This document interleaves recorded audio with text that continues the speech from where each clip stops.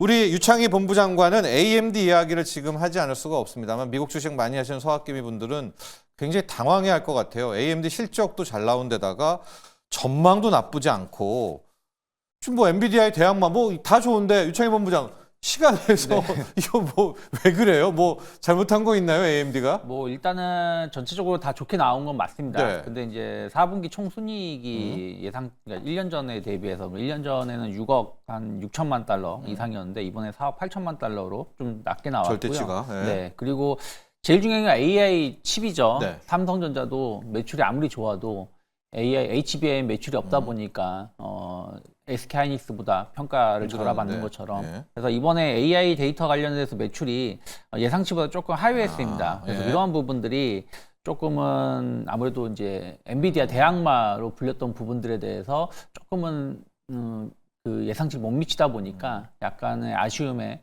주가가 좀 하락하고 있는 것이 아닌가 생각을 좀 하고 있는데요. 네. 일단은 최근에 보면 AMD의 그 흐름들이 아주 좋았다라고 말씀드릴 수는 없는 부분들이 좀 있고 그리고 실적 그 전망 그 말씀드린 것처럼 그 네. AI 칩, AI 데이터 센터에 대한 어떤 매출이 조금은 못 미치는 부분들이 있어서 오늘 만약에 지금 차트가 나가고 있는데 네.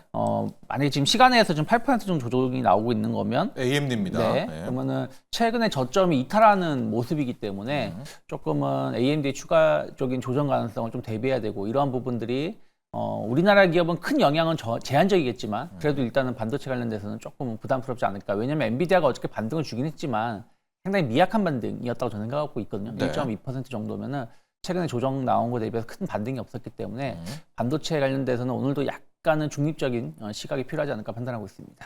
좋습니다. 자, 이제 개장은 됐고요. 두 분의 전문가와 개장 전략 키워드를 봐야 될 것 같은데 자, 여러분 지금 일단 상승 출발을 했고 삼성전자가 살아나면서 뭐 이따 자세히 또 분석하겠지만 반도체 업종 전체가 다 살아나고 있는데 오늘 두 분의 개장 전략 키워드 이동근 대표는 감당할 수 있겠냐.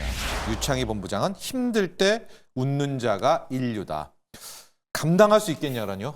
이동근 대표. 사실 이제 관세 전쟁이 시작이 된 거죠. 네. 말씀 앞에서도 언급드렸지만은 뭐 사실 캐나다라든가 멕시코는 결국은 좀 이제 굉장히 그 저자세로 일단은 좀 미국이 어떤 이런 강한 그 반응에 좀 대응을 하고 있는 상황이고 중국은 일단은 지금 같이 이제 보복 관세를 물리고 있는데 앞에서 말씀드린 대로 약간의 그 이제 저는 충분히 그 협상의 여지 이런 부분들은 있고요. 이제 시작인 겁니다, 사실은. 뭐 이제 또 지금 트럼프의 눈은 또 이제 EU 쪽으로 지금 또 돌아가고 있는 상황이고 결국 이런 거죠. 우리가 이제 트럼프 1기 정부에서도 그런 얘기 했잖아요. 충격과 공포 전략이다. 네. 이런 얘기를 했는데 이게 이제 결국 2기 행정부에서도 재현되고 있고 결국 어떤 임기 초부터 굉장히 강한 드라이브를 걸고 있다는 말씀 드릴 수 있을 것 같아요. 결국 이게 뭐 우리가 예상한 대로 결국은 이게 협상의 어떤 굉장히 중요한 그 기술이고 협상에 이제 그 도구로 사용을 하고 있지만은 그 영향력이라든가 이런 부분이 정말로 굉장히 강하기 때문에 그래서 사실 시장에서 굉장히 좀 불확실성에 대한 우려가 심해요. 근데 이제 저는 그렇게 생각해요. 이게 이제 계속 반복이 될 거기 때문에 결국 시장도 어느 순간에는 이런 불확실성을 굉장히 좀 인정을 하고 좀 익숙해지지 않겠는가 하는 생각이 생긴다? 들어요. 네. 그래서 지금은 일단 불확실성 때문에 주가가 굉장히 흔들리고 있지만은 좋습니다. 결국 이 부분은 안정이 될 거라는 그런 말씀을 좀 드릴 수가 있을 것 같아요. 트럼프 본인도 감당할 수 있을 만큼은 할 거다. 완전히 이걸 감당 못하는 식으로 아무리 미치광이 전략이라고 하더라도요. 오늘 주식시장의 지금까지의 흐름만 보면 우리도 상당한 내성이 생긴 것 같아요. 자, 우리 유창희 본부장은 힘들 때 웃는 자가 인류다. 힘들 때 고기 먹는 자가 인류가 아니라 웃는 자가 인류. 네. 무슨 얘기죠? 일단은 지금 관세 전쟁이 이제 본격적으로 시작이 되는 거잖아요. 네. 그러니까 많은 분 전망은 조금 천천히 될 거라 전망을 했었는데 바로 이게 진행이 되다 보니까 가죠. 좀 이번 주 초에 좀 영향을 좀 받고 있는데 결국에는 그러면 여기에 대해서 수혜를 입을 수 있는 섹터를 결국엔 봐야 된다 생각을 좀 하고 있어요. 네. 그래서 뭐 엔터라든지 뭐 그 AI 소프트 쪽을 주목하고 있지만 전 로봇도 봐야 된다 생각을 좀 하고 있습니다. 네. 사실 IRA 때문에 로봇 관련된 이슈가 주목을 받았었는데 그때랑 지금은 다른 점은 그때 당시에는 별로 없었어요. 뭐 스마트 팩토리라든지 로봇이라는 개념이라는 게 네. 기존의 전통적인 로봇의 개념이었지 지금 같은 휴머노이드 개념이 아니었거든요. 협동 로봇이었죠. 그렇죠. 협동 그때는. 로봇 네. 서비스형이었죠. 근데 이제는 그 사이에 어쨌든 공장도 많이 지었고 또 로봇도 많이 개발되었다라는 것이죠. 그러면 이제부터는 매출에 본격적으로 반영이 될 수 있는 시점이 될 수 있다 생각을 하고 있습니다. 그리고 그 전에 로봇보다 진일보된 부분들이 좀 있기 때문에 오늘 같은 경우도 로봇주들이 상당히 강한 모습인데 어찌됐든 최근에 로봇 관련된 종 섹터는 조정이 없었고 오히려 이 이슈로 상승세를 보여주고 있다는 얘기는 앞으로도 계속 주목을 해봐야 되는 것이 아닌가 판단하고 있습니다. 자, 여기에 또 스타게이트 어제 손정희가 나가면서 샘 울트먼도 이야기를 했고요. 우리 로봇, 휴머노이드 이야기를 해서 이제 앞서도 저희가 계속 분석을 했습니다. 자, 업종으로 바로 들어가 보도록 하겠습니다. 이동훈 대표 역시 삼성전자의 힘인가요? 이재용 회장 무죄 돌아오고 어제 스타게이트에서 손정희 또 이야기하고 지금 파운드리 이야기 나오고 뭐 생성형 AI 기기 나오고 투자 얘기 나오고 오늘 반도체 삼성전자 주가 자체도 지금 1.3%인데 반도체 소부장을 다 끌어올리고 있습니다. 자, 이걸 어떻게 봐야 될까요, 오늘?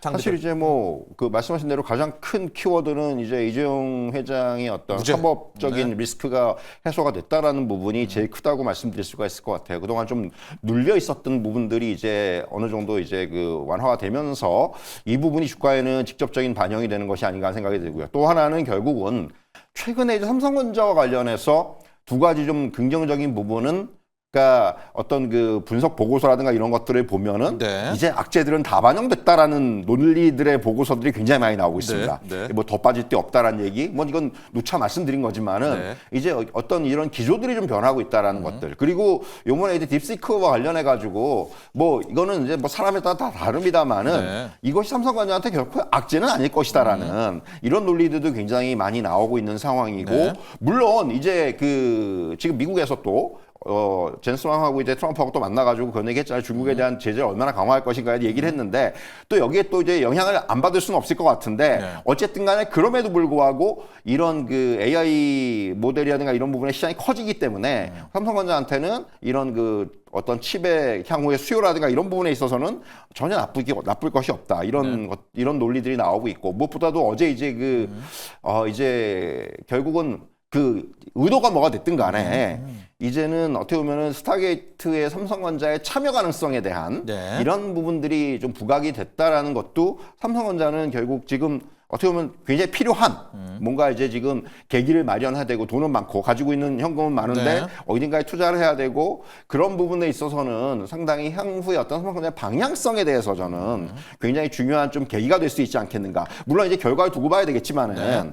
결국 그런 부분들이 삼성전자의 주가를 끌어올리는 그런 어떤 원동력으로 작용을 하고 있는 것으로 보여지고요. 그럼 단기적으로는 아닙니까? 조금 더 갈까요? 저는 장비까지도? 그러니까 뭐 이게 네. 결국은 삼성전자로 인해서 낙수 효과들이 나타나고 예. 있는 건데 사실은 삼성전자보다도 장비주들 이런 그 반도체 밸류체인 종목들이 먼저 움직인 부분들이 많아요. 네. 이미. 그런데 이제 여기다 삼성전자에 좀 힘을 얻고 있는 상황인데 저는 뭐 반도체 관련된 뭐 소부장 관련주도 마찬가지고 삼성전자도 그렇고 조금은 이제부터 오히려 이제는 조금씩 이제 물론 이제 어느 종목에 따라서는 많이 오른 종목들도 있습니다. 네네. 하지만 이제 시작하는 종목이라든가 이런 것들을 보면은 이제부터는 조금 시각을 달리할 필요는 있지 않겠는가. 결국 삼성전자가 이끌어 준다면은 네. 삼성전자가 이제 여기서 어느 정도 바닥을 다시 확인하고 어떤 주가가 이제 그리고 이제 무엇보다도 외국인이 어제 좀 오랜만에 강하게 샀지 않습니까? 이런 부분들까지, 그러니까 수급적인 부분들까지 조금씩 이제 변화의 조짐이 나타난다. 물론 이건 좀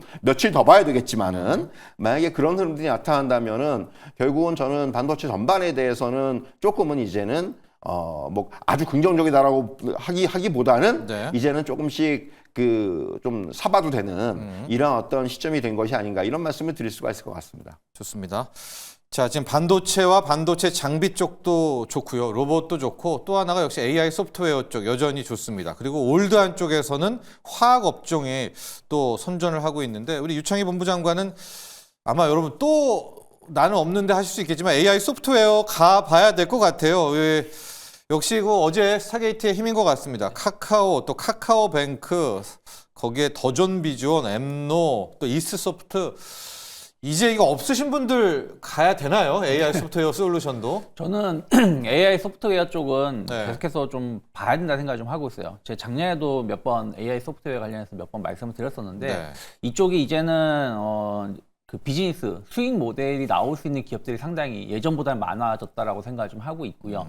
그리고 데이터 센터에 투자라는 얘기는 결국엔 소프트웨어의 어떤 투자가 계속 될 수밖에 없는 부분이라고 생각하고 있거든요. 그렇다면 올해 뭐 팔란티어도 작년 11월 달인가요? 그때 실적 발표하면서 주가가 한 20% 이상 올라왔는데 이번에도 좋은 실적 발표하면서 어저께도 단 하루 만에 20% 이상 주가 상승을 보여주고 있는 거 본다라면 그쪽에 대한 어떤 미국이 시장을 올해 주도할 수 있다라면 올해 우리나라도 이쪽에 대한 어떤 관심을 보여줄 수 있고 저는 예전에도 계속 뭐 도전 비전이라든지 엠노 같은 기업들 계속 긍정적으로 볼 수 있다고 말씀드렸었고 또 이스트 소프트라든지 또 코난 테크놀로지 같은 경우는 정부 관련된 국책 사업을 좀 많이 진행을 하는 기업입니다. 특히 국방부 관련돼서의 어떤 협업을 하고 있는 부분들 감안한다라면 네. 안정적인 매출이 꾸준히 발생할 수 있다는 부분들 좀 주목해 볼 수 있지 않을까 생각을 좀 하고 있고요. 네. 나머지 뭐 솔트럭스, 셀바스 AI 이런 기업들도 꾸준하게 우리가 주가가 저점 대비해서 많이 오른 것 같지만 사실은 2023년 고점 대비해서 여전히 마이너스 60%, 70%인 걸 감안한다라면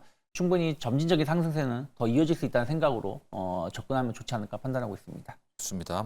AI 솔루션, AI 소프트웨어. 많이 외면을 하셨지만 유창희 본부장도 그렇고 외면을 하신 분들은 이제는 아니다. 이제는 카카오라도 담아야 된다. 네, 이런 이야기였고요.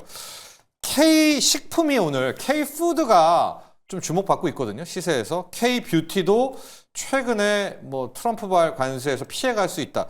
지금 보니까요, 이동근 대표, 네. K-뷰티, K-푸드가 미국 공장도 많이 있고, 그쵸. 아직까지는 또 맥일지는 모르겠지만, 아직까지는 우리 한국은 0%잖아요. 이런 것들 많이 어필하고 있는 것 같아요. 오늘 푸드랑 뷰티도요.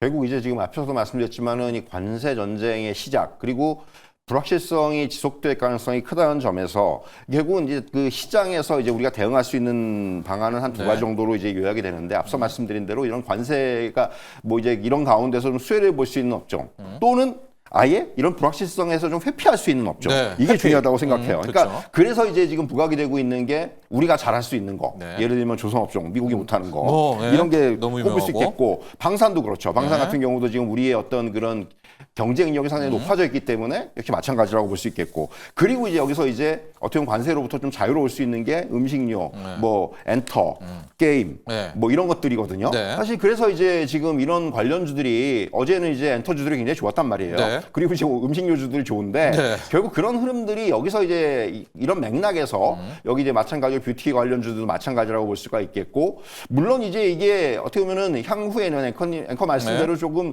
그 관세에 또 대상이 될 매겨질 수가 수도 있어요. 있어요. 그래서 네. 사실 그 우려가 없는 건 아니지만 네, 네. 그건 그때 가서의 얘기고 예. 어쨌든 간에 지금 이런 부분들이 우리가 상대적으로 경쟁력을 가지고 있기 때문에 뭐 관세 만약에 향후에 관세 매긴다면은 이게 얼마가 될지는 모르겠으나 네. 어쨌든 간에 지금으로서는 충분히 아직은 이런 쪽에서는 충분히 우리가 해볼 만하다. 저는 이런 말씀을 좀 드릴 수가 있을 것 같고요. 그래서 지금은 일단은 이렇게 좀 뭔가 이런 관세를 좀 회피할 수 있는 네. 이런 업종들이 당연히 시장의 관심을 받을 수밖에 없지 않나. 그리고 이들은 퍼포먼스가 좋잖아요, 여전히. 네네. 뭐 작년도 그랬고 올해도 그렇고 수출이라든가 이런 부분에 있어서의 어떤 경쟁력을 가지고 있기 때문에 그런 쪽에 조금 더 어떤 포커스를 맞출 필요가 있지 않나 이런 말씀을 드릴 수가 있을 것 같습니다. 네.